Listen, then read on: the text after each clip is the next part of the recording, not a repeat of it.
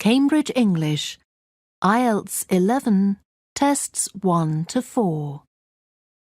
Published by Cambridge University Press and Cambridge English Language Assessment 2016.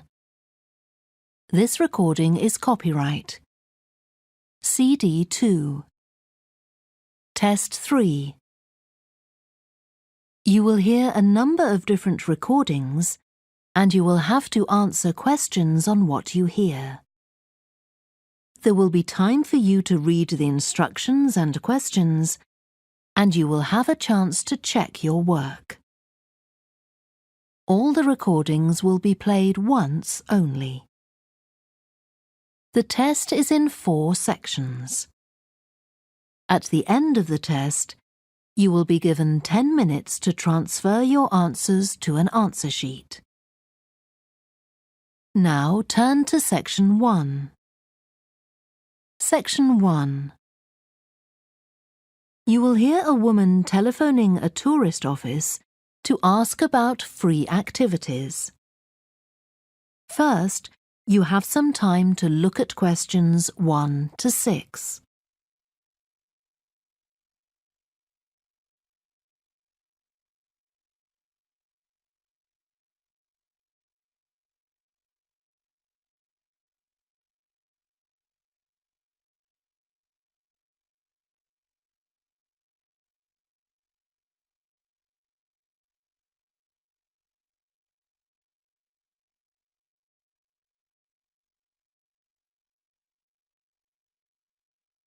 You will see that there is an example that has been done for you.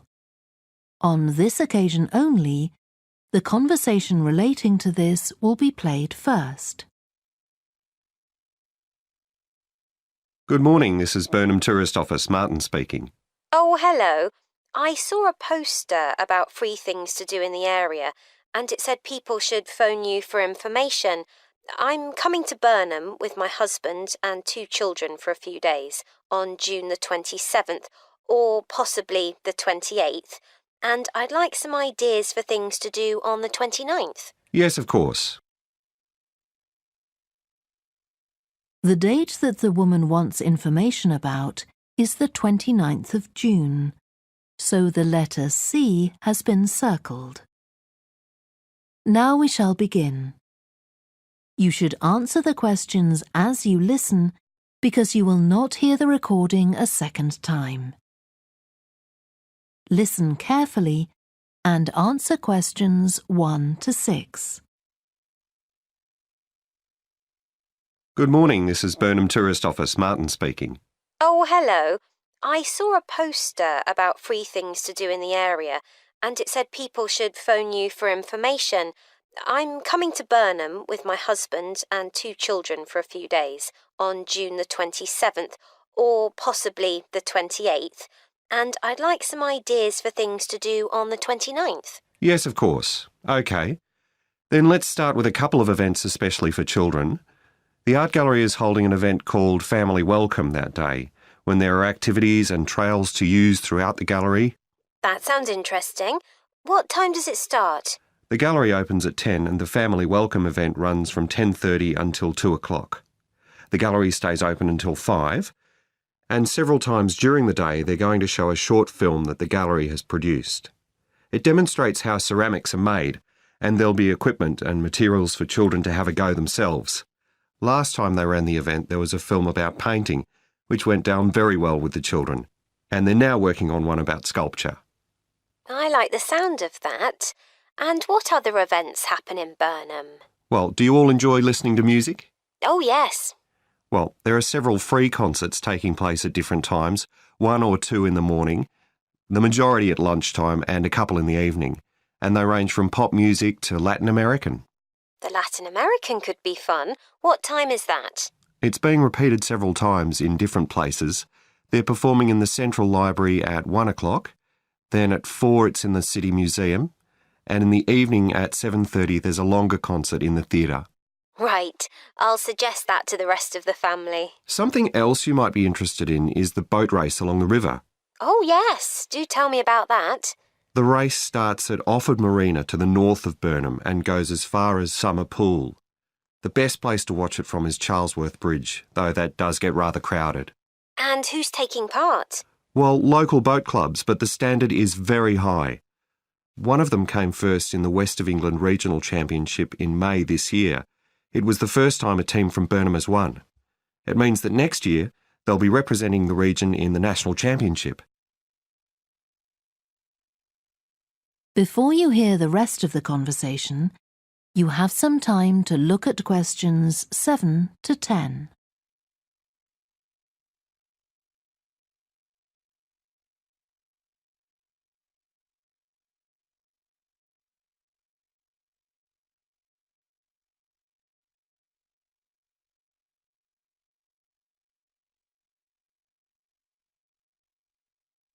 Now listen and answer questions 7 to 10.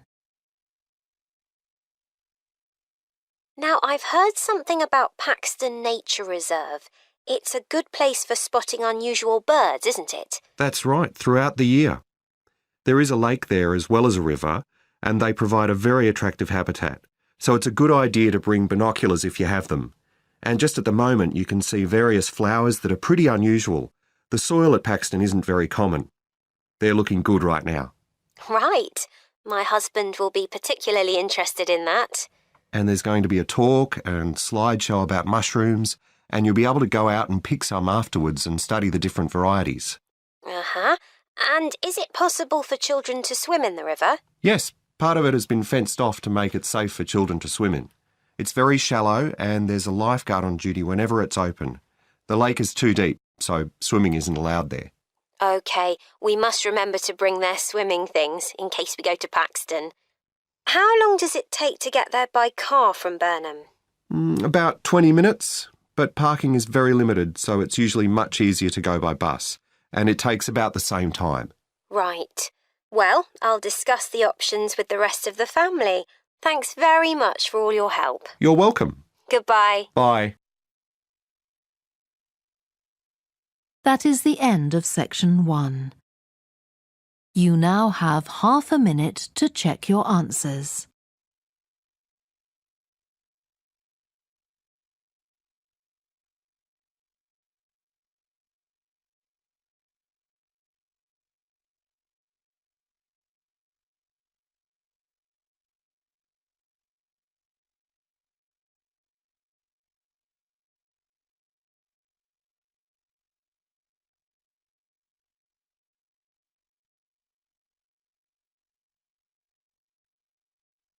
Now turn to section 2. Section 2. You will hear a talk given by a woman called Shona Ferguson about changes in a town called Barford. First, you have some time to look at questions 11 to 15.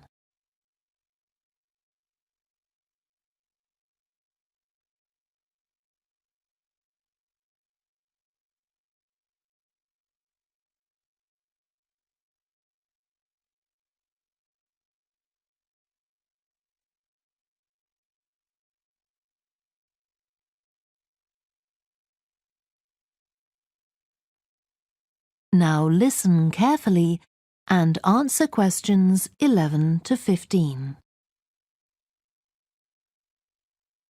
First of all, let me thank you all for coming to this public meeting to discuss the future of our town. Our first speaker is Shona Ferguson from Barford Town Council. Shona. Thank you. First, I'll briefly give you some background information. Then I'll be asking you for your comments on developments in the town. Well, as you don't need me to tell you, Barford has changed a great deal in the last 50 years. These are some of the main changes. 50 years ago, buses linked virtually every part of the town and the neighbouring towns and villages.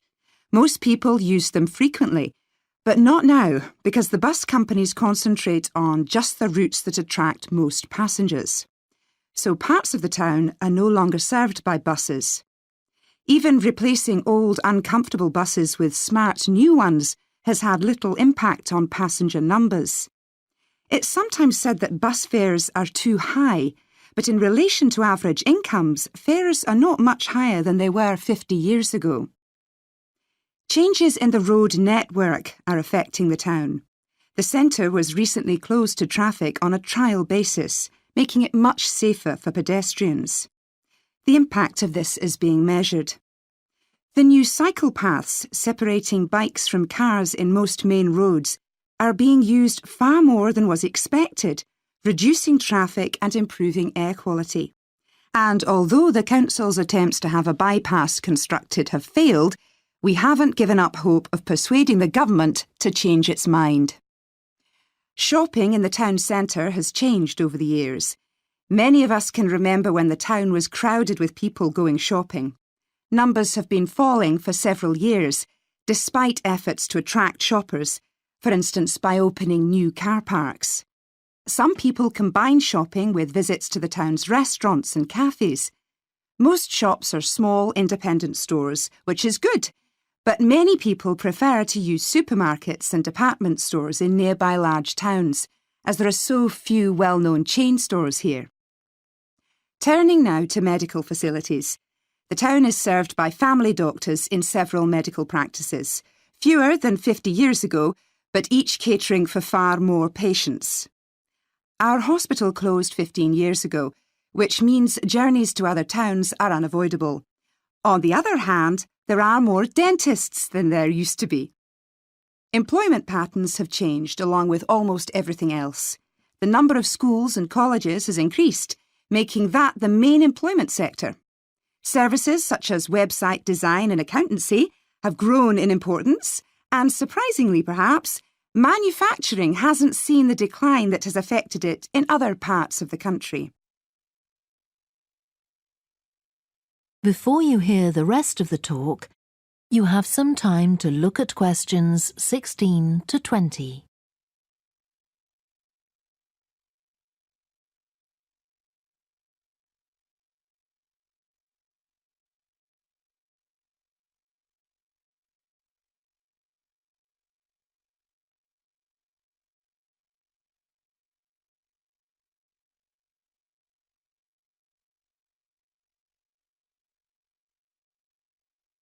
Now listen and answer questions 16 to 20.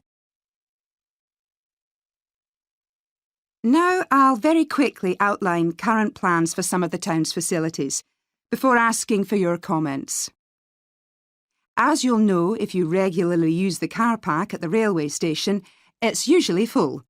The railway company applied for permission to replace it with a multi-storey car park, but that was refused. Instead, the company has bought some adjoining land, and this will be used to increase the number of parking spaces. The Grand, the old cinema in the High Street, will close at the end of the year and reopen on a different site. You've probably seen the building under construction. The plan is to have 3 screens with fewer seats rather than just the one large auditorium in the old cinema. I expect many of you shop in the indoor market. It's become more and more shabby looking, and because of fears about safety, it was threatened with demolition.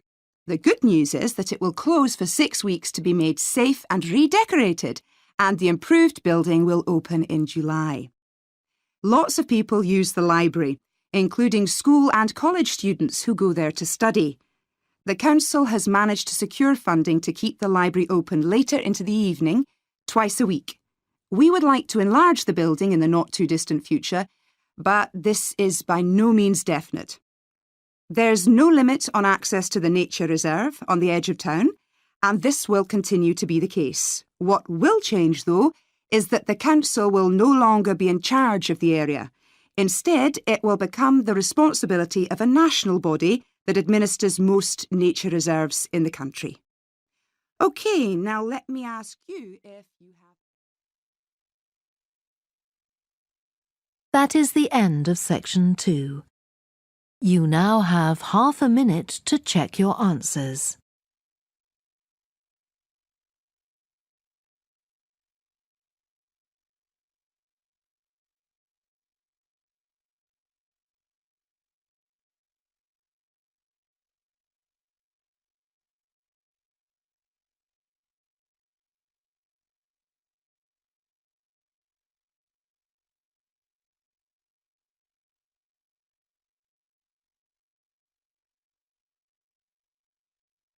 Now turn to Section 3.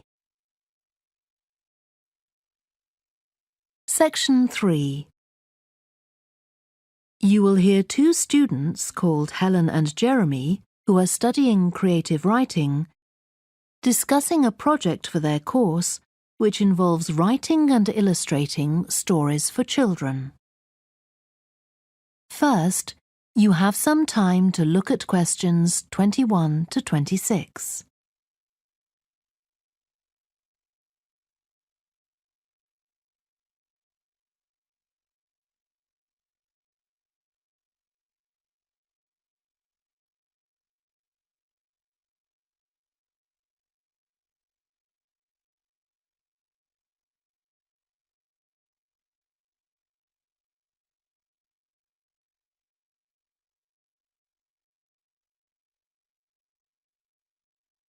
Now listen carefully and answer questions 21 to 26. Hello, Helen. Sorry I'm late. Hi, Jeremy, no problem. Well, we'd better work out where we are on our project, I suppose. Yeah, I've looked at the drawings you've done for my story, The Forest, and I think they're brilliant. They really create the atmosphere I had in mind when I was writing it. Oh, I'm glad you like them. There are just a few suggestions I'd like to make. Go ahead. Now, I'm not sure about the drawing of the cave. It's got trees all around it, which is great, but the drawing's a bit too static, isn't it? I think it needs some action. Yes, there's nothing happening. Perhaps I should add the boy, Malcolm, isn't it? He would be walking up to it. Yes, let's have Malcolm in the drawing. And what about putting in a tiger? The one that he makes friends with a bit later. Maybe it could be sitting under a tree, washing itself. And the tiger stops in the middle of what it's doing when it sees Malcolm walking past. That's a good idea. OK, I'll have a go at that. Then there's the drawing of the crowd of men and women dancing. They're just outside the forest, and there's a lot going on. That's right. You wanted them to be watching a carnival procession, but I thought it would be too crowded. Do you think it works like this? Yes, I like what you've done. The only thing is, could you add Malcolm to it without changing what's already there? What about having him sitting on the tree trunk on the right of the picture? Yes, that would be fine. And do you want him watching the other people? No, he's been left out of all the fun, so I'd like him to be crying. That'll contrast nicely with the next picture where he's laughing at the clowns in the carnival. Right, I'll do that. And then the drawing of the people ice skating in the forest. I wasn't too happy with that one. Because they're supposed to be skating on grass, aren't they? That's right, and it's frozen over. At the moment, it doesn't look quite right. I see what you mean. I'll have another go at that. And I like the wool hats they're wearing. Maybe you could give each of them a scarf as well? Yeah, that's easy enough. They can be streaming out behind the people to suggest they're skating really fast. Great. Well, that's all on the drawings. Right. So you finish writing your story and I just need to finish illustrating it, and my story and your drawings are done. Before you hear the rest of the discussion, you have some time to look at questions 27 to 30.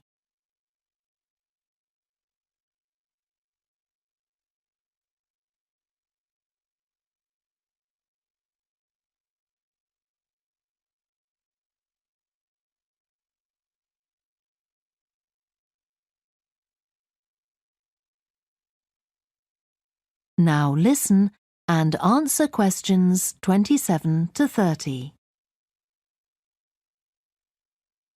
So the next thing is to decide what exactly we need to write about in the report that goes with the stories and how we're going to divide the work. Right, Helen.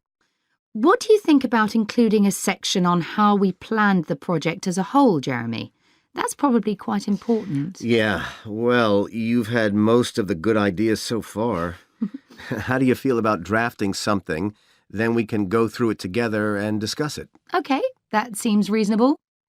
And I could include something on how we came up with the ideas for our 2 stories, couldn't I? Well, I've started writing something about that, so why don't you do the same and we can include the 2 things? Right. So what about our interpretation of the stories? Do we need to write about what we think they show, like the value of helping other people or that sort of thing? That's going to come up later, isn't it? I think everyone in the class is going to read each other's stories and come up with their own interpretations, which we're going to discuss. Oh, I missed that. So it isn't going to be part of the report at all? No. But we need to write about the illustrations because they're an essential element of children's experience of reading the stories. It's probably easiest for you to write that section, as you know more about drawing than I do. Maybe, but I find it quite hard to write about. I'd be happier if you did it. Okay. So when do you think we can get this ready? That is the end of section 3. You now have half a minute to check your answers.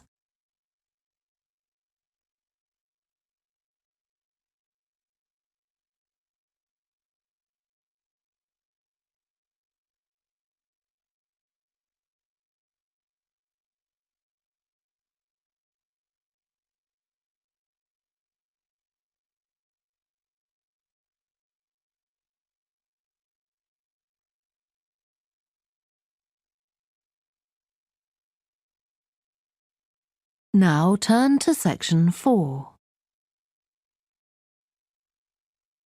Section 4. You will hear part of a lecture to business students about the use of one particular type of research known as ethnography. First, you have some time to look at questions 31 to 40.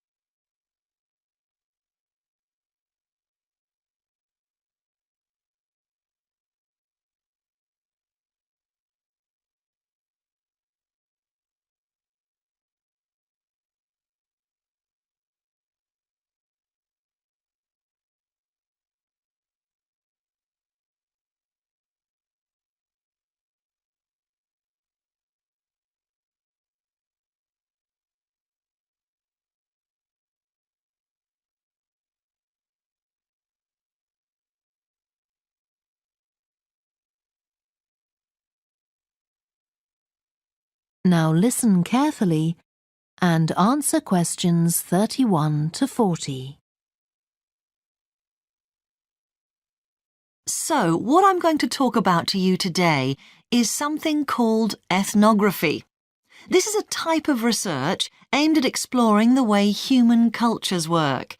It was first developed for use in anthropology, and it's also been used in sociology and communication studies. So, what's it got to do with business, you may ask? Well, businesses are finding that ethnography can offer them deeper insight into the possible needs of customers, either present or future, as well as providing valuable information about their attitudes towards existing products. And ethnography can also help companies to design new products or services that customers really want. Let's look at some examples of how ethnographic research works in business. One team of researchers did a project for a company manufacturing kitchen equipment. They watched how cooks used measuring cups to measure out things like sugar and flour. They saw that the cooks had to check and recheck the contents because although the measuring cups had numbers inside them, the cooks couldn't see these easily. So a new design of cup was developed to overcome this problem, and it was a top seller. Another team of ethnographic researchers looked at how cell phones were used in Uganda, in Africa. They found that people who didn't have their own phones could pay to use the phones of local entrepreneurs. Because these customers paid in advance for their calls, they were eager to know how much time they'd spent on the call so far. So the phone company designed phones for use globally with this added feature. Ethnographic research has also been carried out in computer companies. In one company, IT systems administrators were observed for several weeks. It was found that a large amount of their work involved communicating with colleagues in order to solve problems, but that they didn't have a standard way of exchanging information from spreadsheets and so on.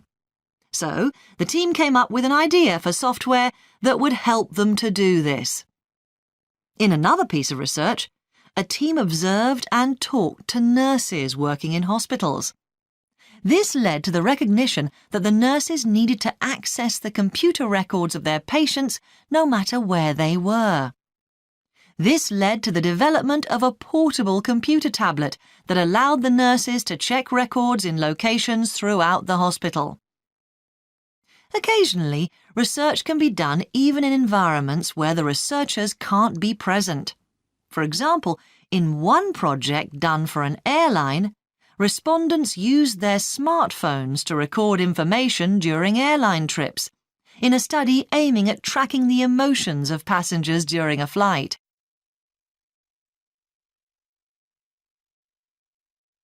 So, what makes studies like these different from ordinary research? Let's look at some of the general principles behind ethnographic research in business. First of all, the researcher has to be completely open-minded. He or she hasn't thought up a hypothesis to be tested, as is the case in other types of research. Instead, they wait for the participants in the research to inform them. As far as choosing the participants themselves is concerned, that's not really all that different from ordinary research. The criteria according to which the participants are chosen may be something as simple as the age bracket they fall into, or the researchers may select them according to their income, or they might try to find a set of people who all use a particular product, for example. But it's absolutely crucial to recruit the right people as participants. As well as the criteria I've mentioned, they have to be comfortable talking about themselves and being watched as they go about their activities. Actually, most researchers say that people open up pretty easily, maybe because they're often in their own home or workplace. So, what makes this type of research special is that it's not just a matter of sending a questionnaire to the participants. Instead, the research is usually based on first-hand observation of what they are doing at the time. But that doesn't mean that the researcher never talks to the participants. However, unlike in traditional research, in this case, it's the participant rather than the researchers who decides what direction the interview will follow. This means that there's less likelihood of the researcher imposing his or her own ideas on the participant. But after they've said goodbye to their participants and got back to their office, the researcher's work isn't finished. Most researchers estimate that 70 to 80% of their time is spent not on the collecting of data, but on its analysis, looking at photos, listening to recordings and transcribing them, and so on. The researchers may end up with hundreds of pages of notes. And to determine what's significant, they don't focus on the sensational things or the unusual things. Instead, they try to identify a pattern of some sort in all this data and to discern the meaning behind it. This can result in some compelling insights that can, in turn, feed back to the whole design process. That is the end of section 4. You now have half a minute to check your answers.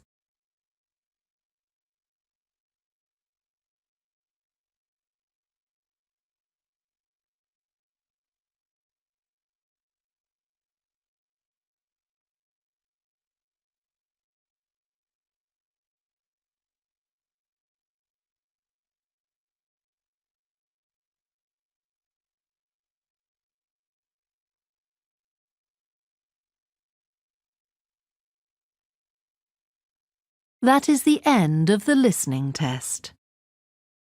You now have 10 minutes to transfer your answers to the answer sheet. Please stop writing and wait for your question booklet to be collected.